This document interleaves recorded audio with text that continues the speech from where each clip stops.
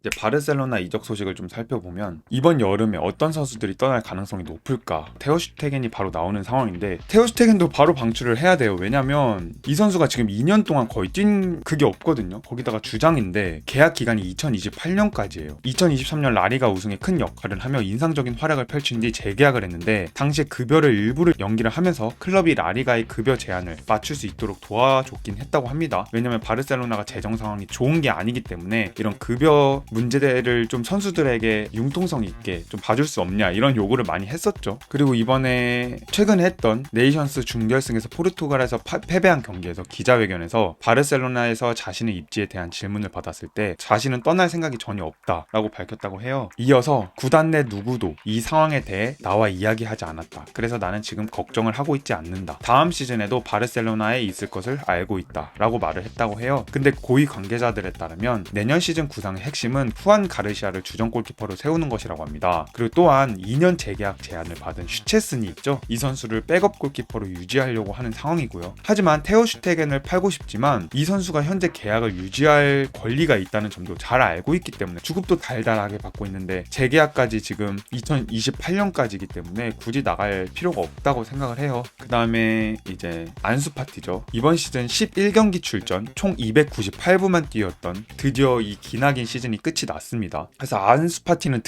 진짜 드디어 새로운 시작을 찾는 것이 자신의 커리어의 최선이라는 점을 받아들였다고 해요. 하지만 이제 안수 파티의 바르셀로나 계약 조건이 문제인 상황이라고 합니다. 안수 파티는 2027년까지 바르셀로나와 계약이 되어 있는 상황이라 시간으로 따지면 거의 2-3년이 남은 상황이죠. 거기에 세후 연봉이 약 700만 유로라고 해요. 그래서 많은 빅클럽들이 이 선수가 가지고 있는 잠재력은 아직 있다고 생각을 하고 있지만 이런 높은 주급을 부담하면서까지 영입을 하고 싶지는 않은 것 같습니다. 이로 인해서 선수와 구단 모두 임대 이적 가능성이 높아졌다고 하는데요. 양측 모두 이에 열린 태도를 보이고 있으며 바르셀로나는 파티의 연봉 일부를 계속 지급해야 할 수도 있다는 점을 인지하고 있습니다. 이 말은 뭐냐면 다른 예전에 브라이튼도 그렇고 이 선수를 임대로 영입하고 싶은 팀들은 임대료는 주지 않더라도 주급을 분명 몇 퍼센트를 무조건 같이 부담을 해야 될 거란 말이죠. 하지만 절대 안수 파티의 주급을 100% 부담하면서 임대 영입을 하려는 팀은 없을 거기 때문에 바르셀로나는 이 선수를 임대로 내보내더라도 무조건 연봉 일부를 계속해서 지불해야 되지 않을까 싶고요. 그 다음 이나키 페냐가 있죠. 그래서 골키퍼 페냐는 이번 여름 거의 확실히 팀을 떠날 전망이라고 합니다. 바르셀로나는 지난 시즌 동안 페냐의 활약에 만족하긴 했지만 플릭 감독은 주전 자리를 슈체스니에게 줬고요. 그리고 현재 바르셀로나에는 테오 슈테겐까지 복귀하면서 동시에 앞서 언급했던 것처럼 에스파뇰에서 가르시아 영입도 추진 중이기 때문에 페냐는 어느 정도 나갈 확률이 너무 높지 않을까. 그리고 구단과 선수 모두 장기적으로 선발 출전할 수 있는 새 팀을 찾는 것이 최선의 목표라고 해요. 그리고 바르셀로나는 페냐의 이적을 어렵지 않게 만들 것이며 페냐는 현재 계약 1년 남아있다고 하며 구단은 비교적 낮은 이적료나 무상 이적으로 떠날 것으로 예상하고 있다고 합니다. 그리고 판매 후 이익 배분 조항 확보에 관심을 받고 있다고 해요. 그러니까 바르셀로나도 페냐를 판매함으로써 받는 이적료에 대해서 기대를 하는 게 아니라 다른 옵션을 넣어서 차후에 이제 다른 옵션을 통해서 돈을 버는 것을 기대를 하면서 편안하게 서로 계약 해지를 목표로 하고 있는 것 같아요. 그리고 라리가의 여러 구단들이 페냐에 관심을 보이고 있는 것으로 알려져 있는데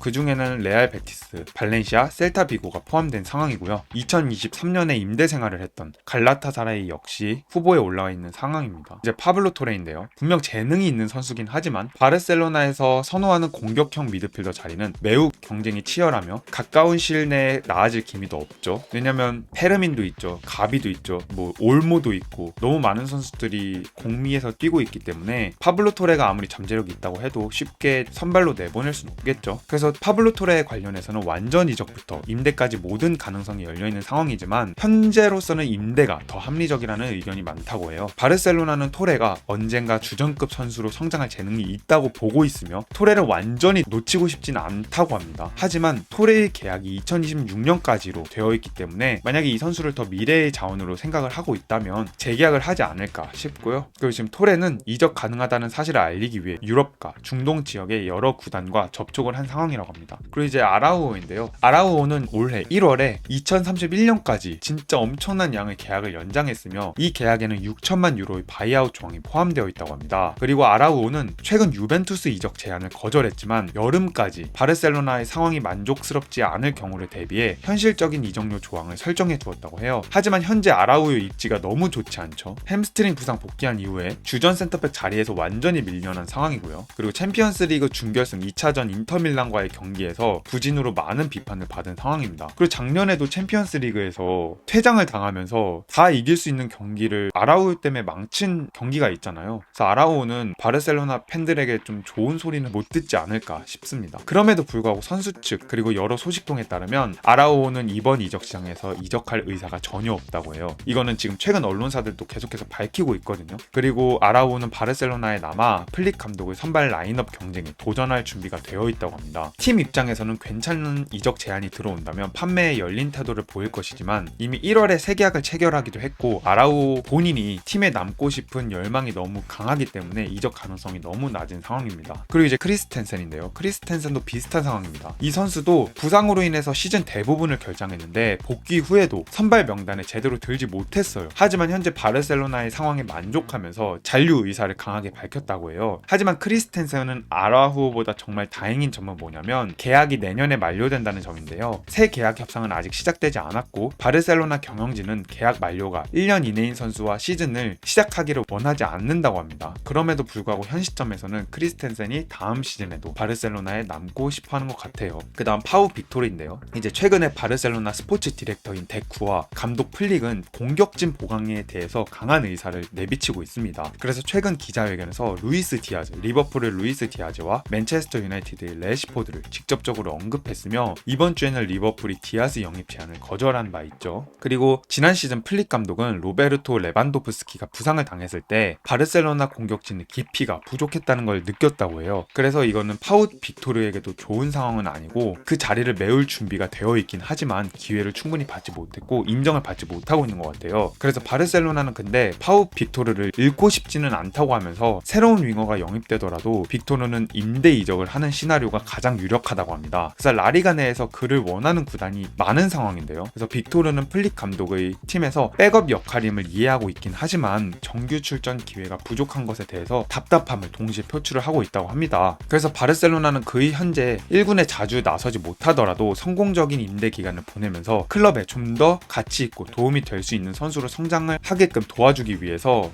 임대를 계속 알아보고 있는 상황인 것 같아요. 그리고 지금 빅토르의 계약 기간은 2029년이기 때문에 어느 정도 여유가 있는 상황이고요. 그리고 이전에 바르셀로나가 루이스 디아즈와 레시포드를 좀 영입하고 싶어하는 것 같은데 레시포드는 영입보다는 임대 영입을 하고 싶어하는 것 같고 루이스 디아즈는 어떤 소식에 따르면 리버풀이 나포세이를 때렸다고는 하는데 바르셀로나가 되게 양아치 같은 낮은 이적료로 리버풀에게 루이스 디아즈를 위해서 영입 제안을 했다고 해요. 그러니까 좀 너무 기분이 나쁜 나머지 나포세이를 때렸다는 그런 이야기도 들려오고 있습니다. 페란도 판매가 유력했는데 올 시즌 부활해서 팔기 애매해졌죠. 그쵸. 그 페란 때문에 레반도프스키가 없었을 때 어떻게 보면은 바르셀로나가 컵 경기도 우승할 수 있었고 그리고 안타깝게 인터밀란한테 지긴 했지만 그때도 되게 좋은 모습을 보여줬죠. 그래서 페란은 거기다가 왼쪽 윙어도 되는 선수이기 때문에 페란 토레스는 쉽게 판매를 하지 않을 것 같고요. 그리고 그 밖에 다른 선수들로는 이미 바르셀로나는 이미 몇몇 선수의 판매를 통해서 수입을 확보했다고 합니다. 21살 풀백 선수인 알렉스 바에는 이탈리아 클럽 코모에 임대되어 있으며 코모가 그의 계약에 명시된 600만 유로의 바이아웃 조항을 충족시켰다고 해요. 그리고 장클레브 토디보 이 선수도 센터백인데 웨스트햄에 3,900만 유로로 이적하면서 바르셀로나는 780만 유로의 수익을 얻게 되었다고 해요. 바르셀로나는 2021년 토디보를 니스로 이적시킬 때 20% 이적료 분배 조항을 넣었기 때문에 웨스트햄에 이적을 할 때 어느 정도 이 퍼센트를 통해서 돈을 받은 것 같아요. 그래서 지금 좀 빠르게 판매를 했으면 좋겠다고 생각하는 선수는 지금 팬들 입장에서 아라우랑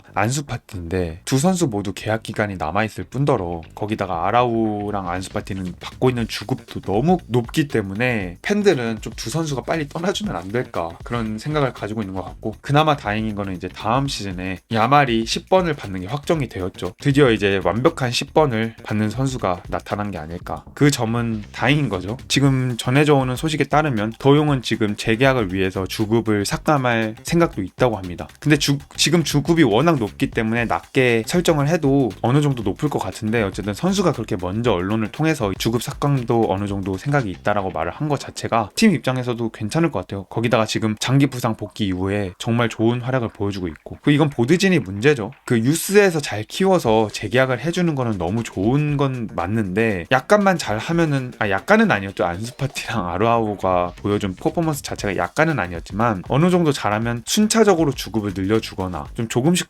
늘려주는 거를 고려해야 되는데 너무 주급을 많이 올려주죠. 근데 이거는 바르셀로나의 보드진도 문제긴 한데 라리가 시스템에 있는 바이아웃 조항을 무조건 삽입해야 된다. 이것 때문에 좀 바르셀로나도 예민하게 이런 계약 기간을 두고 재계약을 제시하는 것 같아요. 왜냐면 네이마르가 파리 생제르맹에 아무도 가지 않을 거라는 생각을 가지고 있었는데 바이아웃을 지불하면서 빼앗겼잖아요. 그때 이후부터 약간 이런 계약 기간과 계약 조건을 제시하는 게 아닌가 싶고요. 그래서 이렇게 바르셀로나의 여름 이적 시장에 대한 방출 명단을 간단하게 살펴봤습니다.